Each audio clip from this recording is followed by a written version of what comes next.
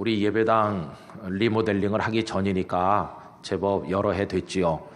옛날 목양실 창문에 서서 바라보면 저쪽에 바다가 보였습니다. 일을 하다가 일어나서 창문을 열고 바다를 내려다보고 있는데 하나님께서 제 마음에 이런 말씀을 하시는 듯 여겨졌습니다. 김 목사, 네 하나님, 너 참 행복해 보인다. 내가 너에게 많은 걸 주었는데 너 참 내게 감사하지? 그런 질문이 제 마음에 느껴졌습니다. 그래서 하나님, 그럼요. 저에게 얼마나 많은 걸 주셨습니까? 저를 불러서 구원하시고 하나님의 자녀가 되게 하셨고, 저를 목사가 돼서 이 행복한 교회에서 목회하게 하시고, 부족한 저를 위해 기도해 주는 교우들이 얼마나 많은지, 사랑하는 가족도 주셨고, 이 모든 일을 감당할 수 있는 건강과 재반 여건을 주셨으니 하나님 너무너무 감사하지요. 이렇게 대답을 마음으로 했습니다. 그런데 문제는 그게 끝이 아니고 그 다음 또 하나의 질문이 제 마음에 다가왔는데 이런 것이었습니다. 그런데 지금 네가 가지고 누리고 있는 그 모든 것들을 내가 도로 다 가져가면, 그래서 너에게 남는 게 별로 없게 될 때가 오면 그때도 너는 내게 감사하고 내게 찬송할 것이냐 하는 질문이 다가왔습니다. 여러분, 몸도 약해지고 설교하러 갈 데도 없고 갈 수도 없는 그런 상황이 왔을 때, 손에 쥐었던 것들이 다 사라지는 그런 날이 왔을 때도 하나님을 동일하게 찬양하며 감사를 드릴 수 있는지, 이 질문을 여러분들에게 드리고 싶습니다. 우리 교우님들께서는 이 질문에 대해서 어떤 대답을 하실 수 있겠습니까? 그날 저는 마음으로 이 질문을 받으면서 바로 대답 하나가 떠올랐고 그와 함께 성경 구절 하나가 생각이 났습니다. 제 마음에 떠오른 대답인즉슨, 그럼요 하나님, 다 사라지고 아무것도 안 남아도 하나님을 당연히 찬송하고 감사드릴 것입니다 하는 대답이었고, 마음속에 생각난 성경 말씀은 욥기 1장 21절에 있는 말씀, 하루아침에 자녀들과 재물을 다 상실한 욥이 하나님께 드렸던 바로 그 말씀이었습니다. 여러분, 그 말씀을 우리 다 같이 읽어보기를 원합니다. 이르되 내가 모태에서 알몸으로 나와 싸운즉 또한 알몸이 그리로 돌아가올지라. 주신 이도 여호와시요 거두신 이도 여호와시오니 여호와의 이름이 찬송을 받으실지니이다 하고, 이 말씀이 생각나면서 그 상황에서도 하나님께 감사드리고 찬송하겠노라, 이런 대답을 했습니다. 그런데 여러분, 대답을 했으면 마음이 개운하고 그걸로 종결돼야 되는데 웬일인지 제 마음이 계속 답답하였습니다. 이유가 무엇일까요? 방금 전에 그 대답은 정답이기는 하지만 맞는 답이기는 한데, 문제는 제 마음 속에서 나온 대답은 아니라고 하는 게 문제입니다. 마치 어려운 수학 문제를 받은 학생이 애써서 땀을 흘리며 노력 끝에 스스로 풀어서 그 답을 시험지에 적어야 됨에도 불구하고 그렇게 하지 아니하고 몰래 미리 훔쳐본 답안지를 외워가지고 그 답안지를 거기다가 옮겨 적은 것과 진배가 없었다고 하는 것입니다.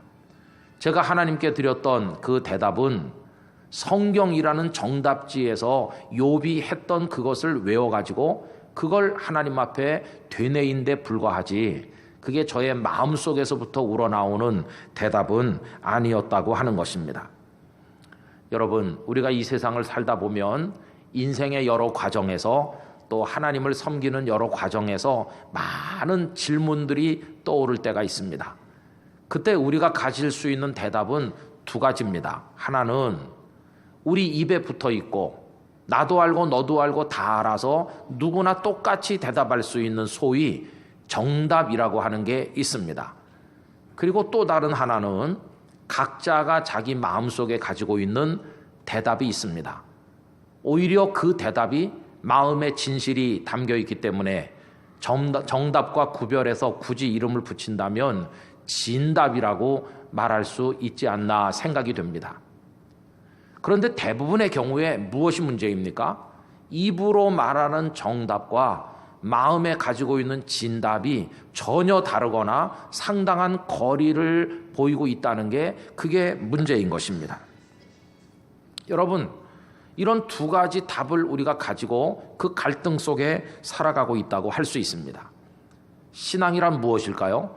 하나님과 우리 사이에서 이루어지는 일들을 가리켜 신앙이라고 합니다. 우리는 하나님 아버지를 우리의 아버지로 믿고 있습니다. 그리고 그의 독생하신 아들 예수 그리스도께서 우리를 죄와 사망과 사탄의 권세에서 건져 구원하신 우리의 구주 되심을 믿고 있습니다. 그리고 성부 하나님의 영이시면서 또 예수 그리스도의 영이시기도 한 성령님께서 여기 함께 계시고 우리를 가르치시고 우리를 이끄시고 우리를 보호하고 인도하고 계심 또한 우리가 알고 있습니다. 우리는 성부, 성자, 성령 삼위일체 하나님을 믿고 있는 그리스도인입니다. 이 삼위일체 하나님과 우리 사이에서 오고 가는 많은 일들을 다 총괄해서 신앙생활이라고 이야기할 수 있을 것입니다. 그런데 그 과정에서 하나님께서는 우리에게 많은 질문을 하시고 우리 또한 하나님께 다양한 질문을 드립니다. 하나님의 말씀을 읽든지 묵상하든지 혹은 설교를 들을 때 하나님께 드리고 싶은 질문이 생각나기도 하고 하나님께서 우리에게 하시는 질문이 마음에 다가오기도 합니다. 또 기도할 때 또한 마찬가지입니다. 결국 신앙은 이 질문을 드리기도 하고 받기도 하고 또 대답을 드리기도 하고 받기도 하는 이런 하나님과 우리 사이에서 이루어지는 소통의 과정을 밟아 나가면서 이루어지는 것이라고 할 수 있습니다. 그 소통이 어느 정도 잘 되느냐에 따라 그 믿음이 이어지고 그 믿음이 심화되고 그 믿음이 분명해지고 그 믿음이 더 풍성해진다고 생각합니다. 그러면 우리가 하나님으로부터 많은 질문을 받을 때 여러분 우린 어떤 대답을 하나님 앞에 드리면 되겠습니까? 우리 모두가 이미 알고 있고 머릿속에 입력되어 있어서 우리 입으로 언제든지 말할 수 있는 정답, 그 정답을 쭉 말씀드리면 그걸로 하나님께서 흡족해 하시는 것일까요? 여러분 문제는 그게 아니라고 하는 것입니다. 예를 들어서 어떤 남자에게 물어본다고 합시다. 홍길동 씨, 당신은 남편이 조강지처 아내를 아끼고 사랑해 주는 게 옳다고 생각하십니까? 잘못됐다고 생각하십니까? 이렇게 물었을 때 그의 대답이 모두가 아는 대답일 것입니다. 그야 당연히 시집 와서 고생 많이 한 아내를 아끼고 사랑하는 게 그게 당연하죠. 여러분 이건 정답입니다. 대한민국의 남자들은 다 알고 있는 정답을 말했으니 그는 100점을 맞을 것입니다. 그러나 그가 100점을 맞은 것과 실제로 그 아내와의 사이에서 100점짜리 남편인지는 전혀 다른 얘기라고 하는 것입니다. 입으로는 정답을 말하지만 마음속에는 아내가 아닌 어떤 다른 여인을 품고 사랑하고 있다면 이 사람은 아주 나쁜 남편인 것입니다. 차라리 그렇게 이중성을 가지고 위선 가득한 남편이 될 바에야 아내에게 진실을 말하는 게 더 나을 것입니다. 여보, 나 당신하고 사랑해서 연애해서 결혼했는데 요새 내가 너무 스트레스가 많고 내 마음이 왜 이런지 당신을 사랑하길 원하는데 잘 안 되는 것 같아. 날 좀 붙들어줘. 이렇게 있는 그대로 말하는 게 이 부부에게 희망일 것이고 하나님의 은총을 얻을 수 있는데 더 가까운 거 아니겠습니까? 우리가 하나님의 질문을 받을 때 최상의 대답이 뭘까요? 그것은 입으로 하는 이 대답과 내 가슴 속에서 나타나는 대답이 정확히 일치한다면 그게 최상의 대답일 것입니다. 조강지처를 아끼고 사랑하는 게 맞지요? 라는 입의 말과 실제로 아내를 아끼고 사랑하는 그 마음이 정확히 일치한다면 그 남편은 최고의 남편일 것입니다. 아까 제가 받았던 질문에 대해서도 지금 누리고 가지고 있는 모든 것이 다 없어져도 너는 내게 감사하고 찬송할 수 있겠느냐는 질문에 대해서도 욥기 1장 21절을 베껴다가 입으로 말하는 정답이 아닌 마음속에서부터 정말 그 상황이 와도 날 구원하신 주님 한 분이면 충분해, 그러면서 하나님을 찬송할 수 있는 게 진심이라면 그 대답은 최상의 대답이 될 것입니다. 저는 우리 땅끝교회 교우님들께서 입의 대답과 마음의 대답이 일치하는 성숙한 그리스도인들이 되시기를 기원합니다. 그렇다면 반대로 최악의 대답은 무엇일까요?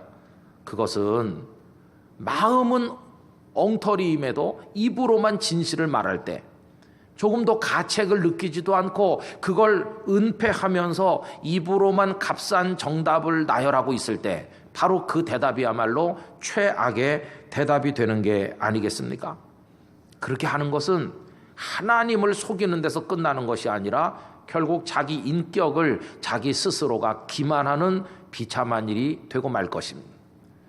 차라리 그렇게 하는 것보다는 있는 그대로 말하는 게 맞을 것입니다. 하나님, 저 얼마든지 정답을 이야기할 수 있지만 차마 그렇게 말할 수는 없습니다. 왜냐하면 제 마음의 진답은 그거와는 너무도 다른 자리에 떨어져 있기 때문입니다. 하나님, 저 어떻게 하면 좋을까요? 저를 좀 불쌍히 여겨주시옵소서. 이렇게 기도하는 것이 100번 나을 것입니다. 그렇게 기도한다면 이 사람은 결코 교만하지 않을 것입니다. 자기 마음이 정답과 거리가 먼 걸 알기 때문에 안타까워하고 그것 때문에 통증을 느끼고 하나님 앞에 부끄러워하고 기도하는 사람, 그 기도가 회개가 되기도 하고 눈물 어린 간구가 되기도 할 때 하나님께서 그에게 은혜를 베푸실 가능성이 훨씬 더 커지는 게 아니겠습니까?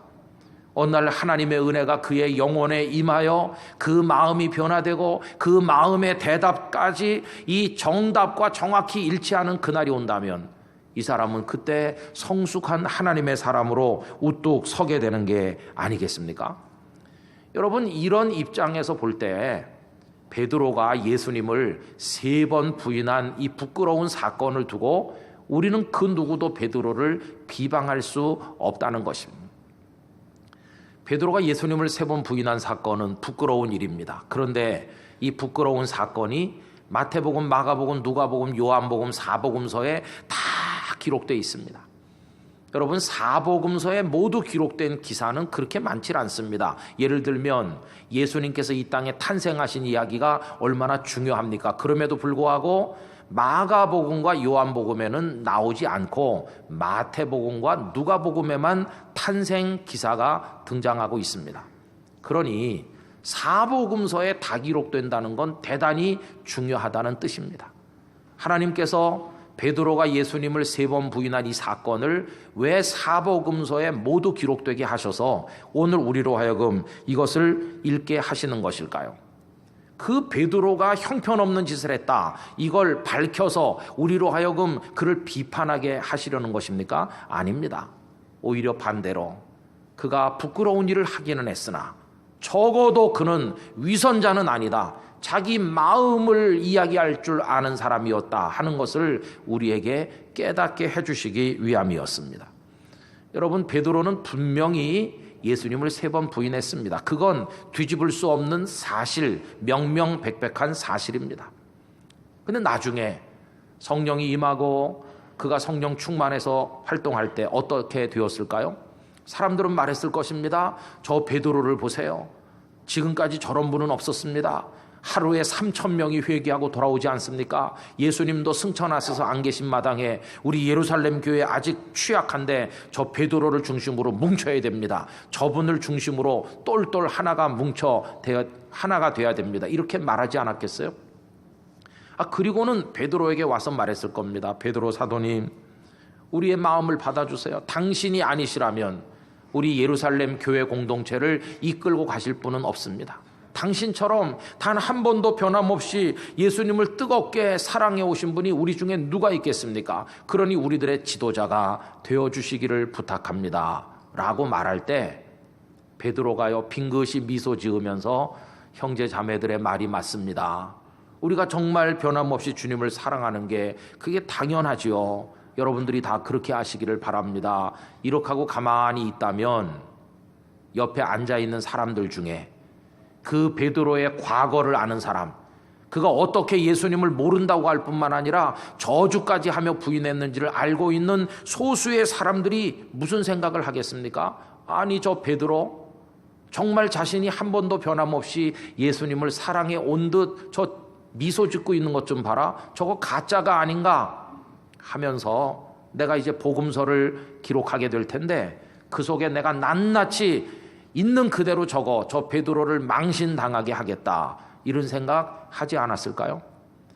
여러분, 그런 마음으로 마태도 마가도 누가도 이걸 다 기록한 거라면 우리가 읽은 이 베드로의 예수님 부인하는 사건은 그들이 베드로를 망신 주기 위해서 적은 고발장같이 될 것입니다.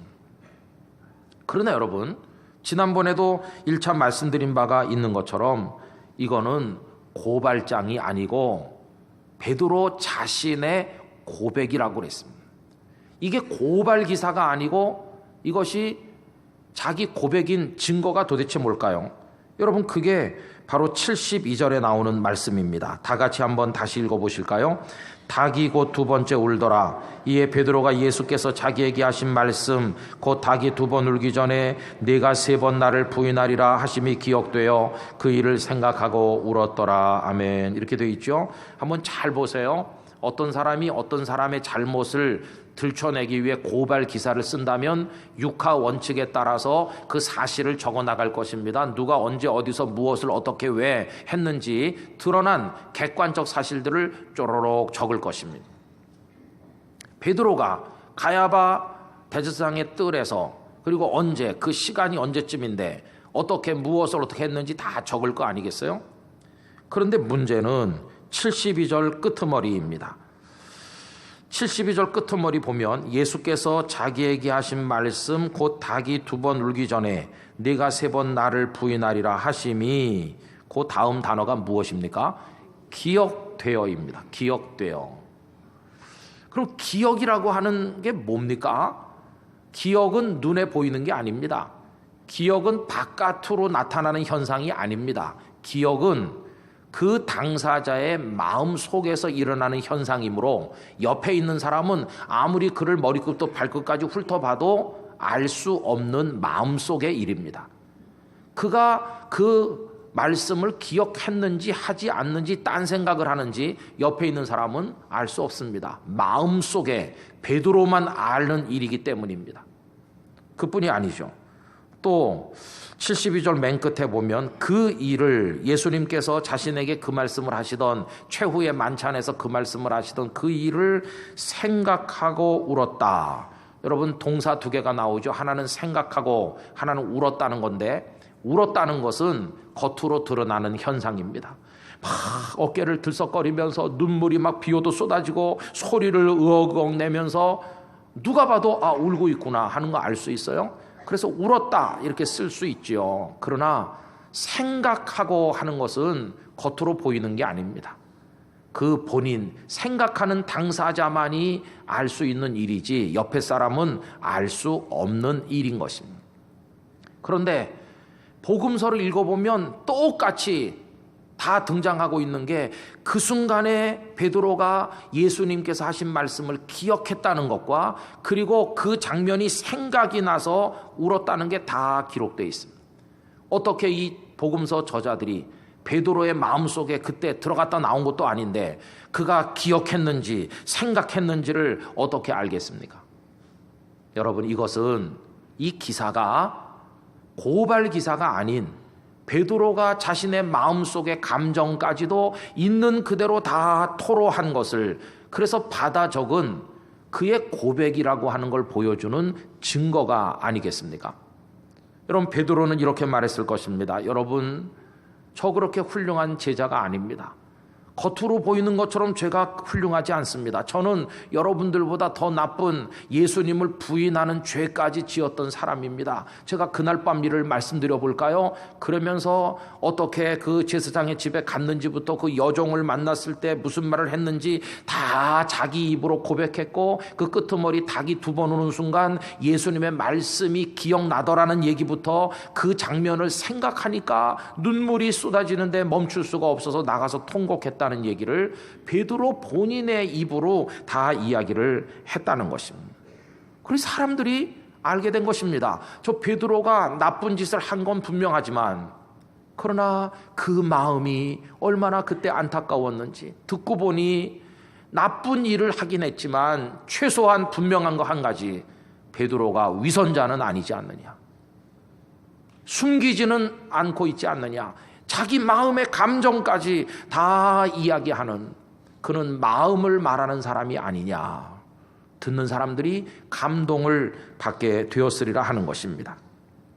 성도 여러분, 적어도 베드로는 입으로만 정답을 읊어대는 앵무새 같은 사람이 아니고 자신의 때 묻은 마음, 부끄러운 마음, 그 감정 하나하나까지 그대로 고백할 수 있는 마음의 이야기를 할 수 있는 용기를 가진 사람이었다는 겁니다.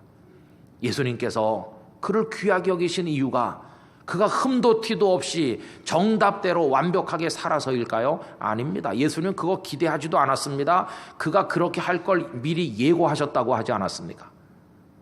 그 예수님께서 베드로, 나 아직도 너 사랑한다. 네가 완전해서가 아니야.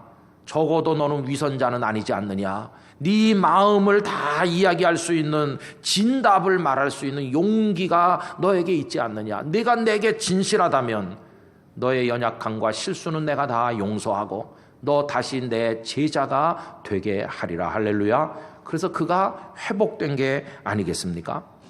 여러분, 학교에서 학생이 시험지를 받으면 정답을 적어야 점수를 받을 수 있습니다. 그러나 하나님께서 우리에게 던지시는 질문지에는 입에 발린 정답을 적어야 점수를 받는 게 아니라 내 마음의 진답을 적어 나가야 점수를 받을 수가 있는 것입니다. 왜 그럴까요? 주님은 마음에도 없으면서 입에 발린 정답을 가지고 우리에게 다가오시는 분이 아니시기 때문입니다. 주님은 늘 마음의 진실을 우리에게 말씀하셨습니다.